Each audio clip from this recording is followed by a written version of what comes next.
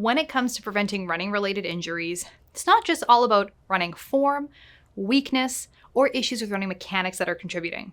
There are also ways that we can optimize our running programming to help reduce the risk of injury for the clients that we work with. What we're going to talk about in this chapter is how we can use different training strategies and different running workouts to help your runners run injury-free.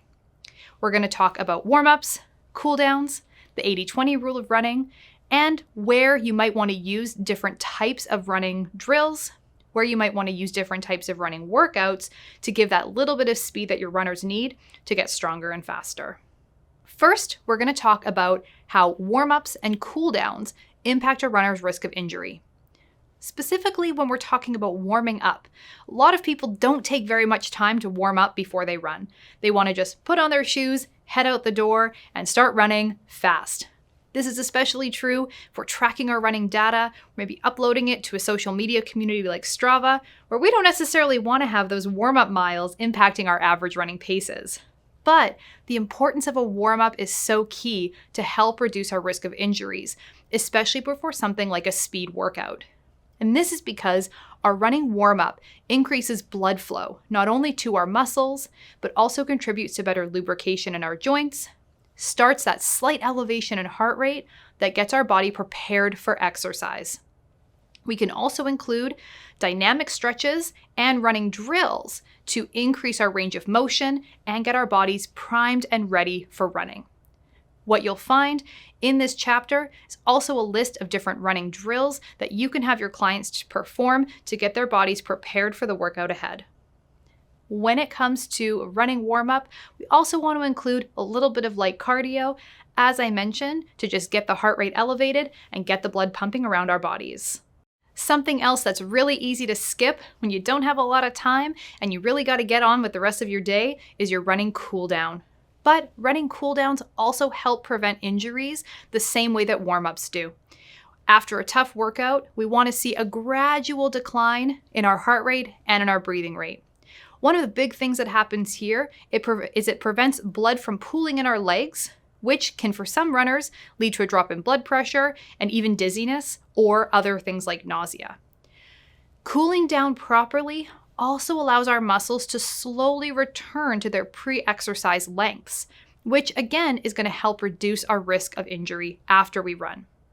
For example, some of the cool downs that we might include would be transitioning from faster running to slower running and then to walking. Spending the last few minutes of your workout walking, letting your heart rate, your body temperature return back to normal is a simple way that you can cool down and help your runners stay injury-free. Another aspect of running workouts that we can utilize to reduce injury risk is the 80-20 rule of running. The 80-20 rule of running is essentially that we should spend 80% of our mileage or 80% of our time running slowly. 20% of our time running, whether that's in minutes or in mileage, will be running workouts or our faster running.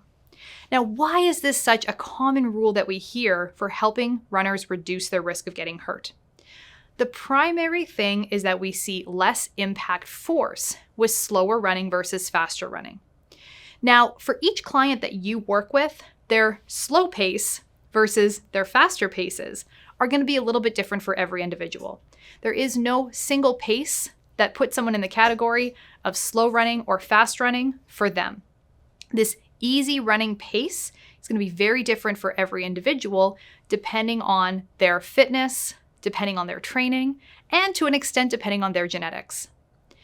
When we use the 80-20 rule, we see less impact forces from running, which means that we have less recovery time needed between workouts. So runners can tolerate higher volumes of training, which then contributes to better aerobic fitness. If we spend all our time running fast, we can be frustrated over time from our inability to get faster race times because we just haven't built up the endurance to be able to spend more time running at those top speeds. When we incorporate the 80-20 rule into our training programs, we can help our athletes do more with less recovery time so that they can reach their running goals that much faster. Now, the 80-20 rule states that most of that runner's time should be spent running in that slow or that easy pace zone, and that's going to be a few minutes slower than their marathon pace. But how do we spend that 20% of our time? Where does the speed work come into play? There are endless different types of running workouts that we can use and we can implement depending on the runner that you're working with, what their goals and abilities are. But a few examples would be something like a tempo run. Now, a tempo run is a continuous effort at a moderate pace. So if when we're doing an easy run, we're running at a pace that feels very comfortable, we could have a conversation as we're running. When we're doing something like a tempo run, we may only be able to speak a couple words at a time because our breathing rate is that much higher. There is no specific pace that is considered a tempo run. It's just when we're moving a little bit faster than something like our marathon pace. We also can utilize interval runs as a great way to help our clients build speed and cardiovascular fitness. Interval runs, again, don't have a specific duration or a specific pace or intensity. But what that is periods of harder, faster running intertwined with periods of slower running or walking as a recovery break.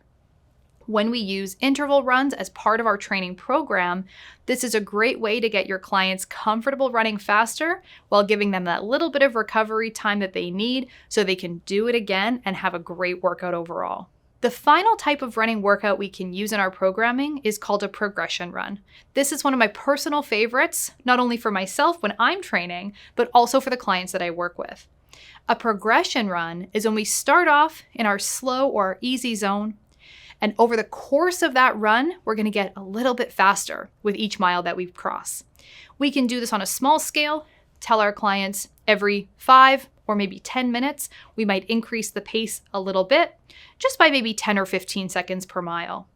Or we can do a longer progression run, say as part of a long run workout, where we're going to spend a little bit of time towards the end, adding in those progressions. That means our goal with the progression run is to finish the run faster than where we started it. I love using progression runs for some of my running workouts because you get in a great warm-up, you're starting off in that easy pace, getting your blood flowing, getting your heart pumping, and then as you move through that workout, you're pushing yourself just a little bit more, until you're finishing feeling strong. All of these workouts have a time and a place in most runners' schedules. You working with the runner are able to choose what makes sense based on that runner's goals, fitness level, and the type of race that they're preparing for.